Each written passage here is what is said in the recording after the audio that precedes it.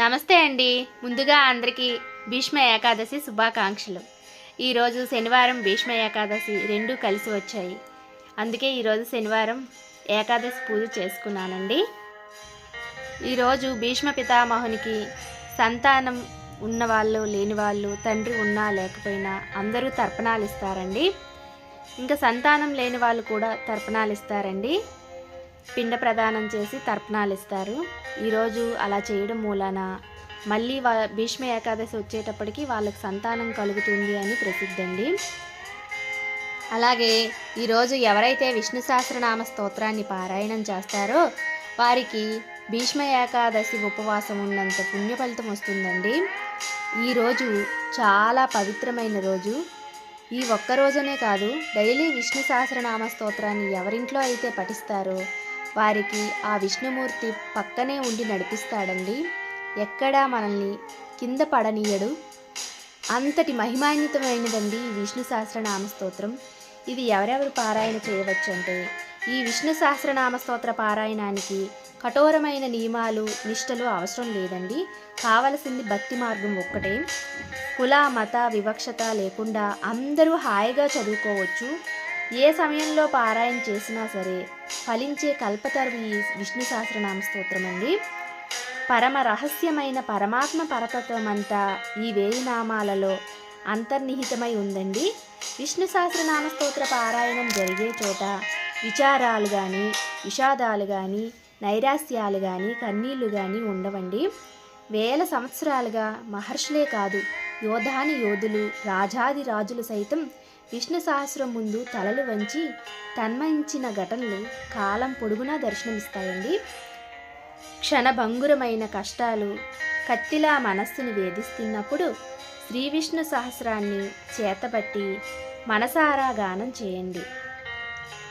మోహాన్ని విడిచిపెట్టి పారాయణం చేస్తే మాధవుని మహిమలు మనల్ని చేరుతాయండి. ప్రసన్న పుణ్యమైన ఒక పవిత్ర చైతన్యం మనల్ని కాపాడుతూ ఉంటుంది. శోకమోహాల్ని దూరం చేస్తుంది, పరమ శాంతిని ప్రసాదిస్తుంది. ఒక క్రమంగా మనస్సును ఈ స్తోత్రంలోకి నడిపిస్తే మీ ముందు కష్టాలు ఓడిపోతాయండి. సందేహాలను వదిలిపెట్టి నిశ్చలమైన నిర్మలమైన మనోబలంతో ఎవరు ఎక్కడ ఎప్పుడు విష్ణు సహస్రం గానం చేసినా వెంకటేశ్వరుడు అక్కడే ఉంటాడండి. మనోహరమైన మంత్రాల మాటున దాగి ఉన్న మాయామానుష విగ్రహుడు మనలోని మాయలను మాయం చేసి మనశ్శాంతిని ప్రసాదిస్తాడండి. ఆపదలను దూరం చేసే అద్భుతమే ఈ సహస్ర సౌందర్యం. 1000 రూపాల వెంకటేశుని వైకుంఠమే ఈ స్తోత్ర చైతన్యం. 1000 పడగల నీడ నుండి బ్రహ్మాండ కోటులను కాపాడే 7 లోకాల మహాస్వరూపమే ఈ వైకుంఠ కోదండం. చెలించని మనస్సుతో నారాయణుని భజించే వాళ్ళకే ఆయన అందుతాడు.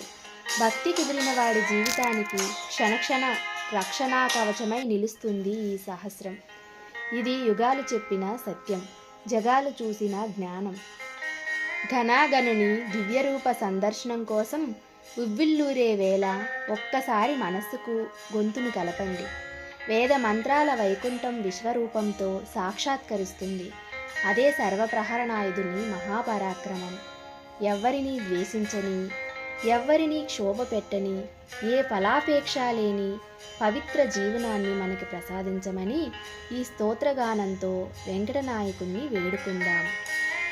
ఎవరైతే ఈ విష్ణు సహస్రనామ స్తోత్రాన్ని పారాయణం చేస్తారో వారి ఇంటిలో సకల శుభాలు కలుగుతాయండి. ఈ విష్ణు సహస్రనామ స్తోత్రం పారాయణం చేయడం వలన ఇహంలోనే కాకుండా పరంలో కూడా ఆ భగవంతుని సాన్నిధ్యాన్ని పొందగలుగుతామండి. తప్పకుండా ప్రతి ఒక్కరు కూడా విష్ణు సహస్రనామ స్తోత్రాన్ని పారాయణ చేయడానికి, గానం చేయడానికి ప్రయత్నించండి. చాలామంది మాకు చదువుతూ ఉంటే తప్పులు వస్తున్నాయి అని చెప్తారు. కానీ వచ్చినా పర్వాలేదండి, అలా ట్రై చేస్తూ ఉండండి. చదువుతూ ఉంటే అలవాటు అయిపోతుందండి. పక్కన ఫోన్ కానీ లేదంటే టీవీలో విష్ణు సహస్రనామ స్తోత్రం వచ్చేటప్పుడు కానీ దానిని ఫాలో అవుతూ మనం చదువుతూ ఉంటే మనకు కూడా అలా అలా పలకడం అలవాటు అయిపోతుంది. అలా నోటికి వచ్చేస్తుందండి. చదవకుండా వదిలేస్తే పూర్తిగా రాదు కదండి. చదవటానికి ప్రయత్నం చేయాలి. తప్పులున్నా పర్వాలేదు, స్టార్టింగ్లో అందరికీ చిన్న చిన్న మిస్టేక్స్ వస్తాయి. అలా చదివే కొద్దీ అలవాటు అయిపోతుంది. తప్పకుండా చదవండి. మరిన్ని మంచి వీడియోస్ కోసం ప్లీజ్ సబ్స్క్రైబ్ చేసుకోండి. బాయ్.